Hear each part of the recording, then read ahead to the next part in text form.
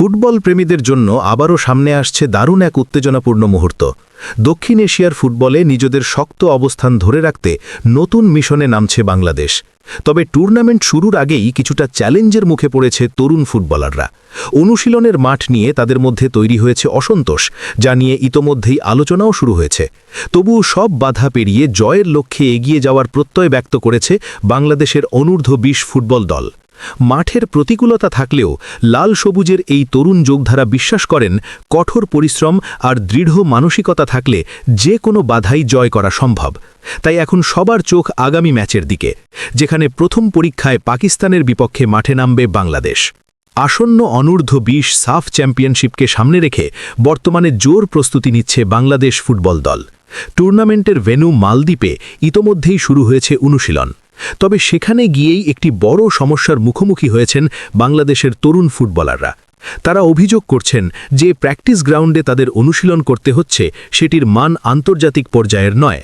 বিশেষ করে মাঠের টার্ফের মান নিয়ে অসন্তোষ প্রকাশ করেছেন অনেকেই। খেলোয়াড়দের মতে অনুশীলনের মাঠে যে টার্ফ ব্যবহার করা হয়েছে তা অনেকটা নিম্নমানের এবং বেশ কিছু জায়গায় কার্পেটের মতো জোড়াতালি দিয়ে তৈরি করা হয়েছে। ফলে অনুশীলনের সময় স্বাভাবিক ছন্দে খেলতে পারছেন না তারা। সবচেয়ে বড় বিষয় হল, যে মাঠে তারা অনুশীলন করছেন সেটি কৃত্রিম টার্ফের হলেও মূল টুর্নামেন্টের ম্যাচগুলো অনুষ্ঠিত হবে প্রাকৃতিক ঘাসের মাঠে। এই পার্থক্যের কারণে খেলোয়াড়দের পারফরমেন্সে প্রভাব পড়তে পারে বলে আশঙ্কা করছেন অনেকেই। ফুটবলে মাঠের ধরন, খেলোয়াড়দের গতিবিধি, বলের গতি এবং খেলার কৌশলের ওপর বড় ধরনের প্রভাব ফেলে। তাই অনুশীলনের মাঠ ও ম্যাচের মাঠের মধ্যে এতটা পার্থক্য থাকলে খেলোয়াড়দের জন্য সেটি কিছুটা সমস্যার কারণ হয়ে দাঁড়াতে পারে। বাংলাদেশ দলের কোচও এই বিষয়টি নিয়ে হতাশা প্রকাশ করেছেন। তার মতে অনুশীলনের জন্য যে টার্ফ দেওয়া হয়েছে সেটি আন্তর্জাতিক মানের নয় এবং বেশ কিছু অংশে তা অসমান ও অস্বস্তিকর। কোচের ভাষায় অনেক জায়গায় টার্ফটি কার্পেটের মতো জোড়াতালি দিয়ে তৈরি করা হয়েছে, যা খেলোয়াড়দের স্বাভাবিক অনুশীলনে বাধা সৃষ্টি করছে। তবুও তিনি খেলোয়াড়দের মনোবল ভেঙে পড়তে দেননি, বরং তিনি সবাইকে মনে করিয়ে দিয়েছেন যে বড় টুর্নামেন্টে প্রায়ই এমন প্রতিকূল পরিস্থিতির মুখোমুখি হতে হয় এবং সেসব বাধা অতিক্রম করেই সাফল্য অর্জন করতে হয়। প্রতিকূল পরিবেশ থাকা সত্ত্বেও বাংলাদেশের তরুণ ফুটবলাররা কিন্তু মোটেও হতাশ নন, বরং তাদের লক্ষ্য একটাই, মাঠে নেমে জয় ছিনিয়ে আনা। দলটির প্রত্যেক খেলোয়াড় এখন নিজেদের সেরাটা দেওয়ার জন্য প্রস্তুতি নিচ্ছেন। তাদের বিশ্বাস, কঠোর পরিশ্রম এবং দলগত সমন্বয়ের মাধ্যমে তারা এই টুর্নামেন্টে ভালো ফল করতে পারবেন। বাংলাদেশের মিশন শুরু হবে আগামী মঙ্গলবার পাকিস্তানের বিপক্ষে ম্যাচ দিয়ে।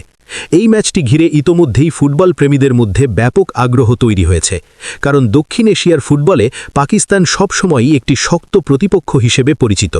তাই টুর্নামেন্টের প্রথম ম্যাচেই একটি কঠিন পরীক্ষার মুখোমুখি হতে যাচ্ছে বাংলাদেশ। তবে আত্মবিশ্বাসে ভরপুর বাংলাদেশের তরুণ ফুটবলাররা বিশ্বাস করেন, সঠিক কৌশল এবং দলগত পারফরমেন্সের মাধ্যমে তারা পাকিস্তানের বিপক্ষে ভালো ফল অর্জন করতে পারবেন। এবারের বাংলাদেশ দলকে ঘিরে আরেকটি বড় আকর্ষণ হচ্ছে দলে যোগ দেওয়া কয়েকজন প্রবাসী ফুটবলার। সম্প্রতি বেশ কিছু বিদেশে বেড়ে ওঠা ফুটবলার বাংলাদেশের হয়ে খেলার সিদ্ধান্ত নিয়েছেন, যা দলটির শক্তি আরও বাড়িয়ে দিয়েছে।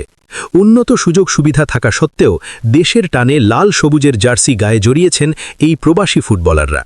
এই বিষয়টি নিঃসন্দেহে বাংলাদেশের ফুটবল প্রেমীদের জন্য গর্বের। এই প্রবাসী ফুটবলারদের অনুপ্রেরণার পেছনে বড় ভূমিকা রেখেছেন হামজা চৌধুরী।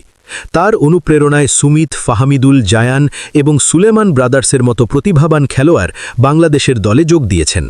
তাদের অন্তর্ভুক্তির ফলে দলটির স্কোয়াড আরও শক্তিশালী এবং ভারসাম্যপূর্ণ হয়ে উঠেছে। বিশেষ করে আন্তর্জাতিক পর্যায়ের অভিজ্ঞতা থাকা এসব খেলোয়াড় দলের পারফরমেন্সে ইতিবাচক প্রভাব ফেলবে বলে মনে করছেন ফুটবল বিশ্লেষকরা।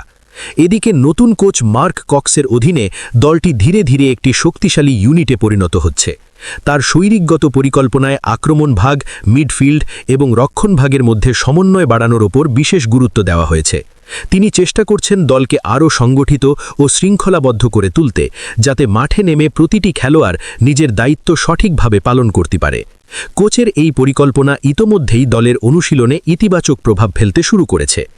এবারের সাফ অনূর্ধ্ব ২০ চ্যাম্পিয়নশিপে গ্রুপ বিতে রয়েছে বাংলাদেশ, ভারত এবং পাকিস্তান। অর্থাৎ এই গ্রুপেই দেখা যাবে দক্ষিণ এশিয়ার ৩ শক্তিশালী দলের লড়াই। তাই গ্রুপ পর্ব থেকেই প্রতিটি ম্যাচ হবে অত্যন্ত প্রতিযোগিতাপূর্ণ। তবে অতীত পরিসংখ্যানের দিকে তাকালে দেখা যায় সাফ আসরে বাংলাদেশের পারফরম্যান্স বেশ আশাব্যঞ্জক।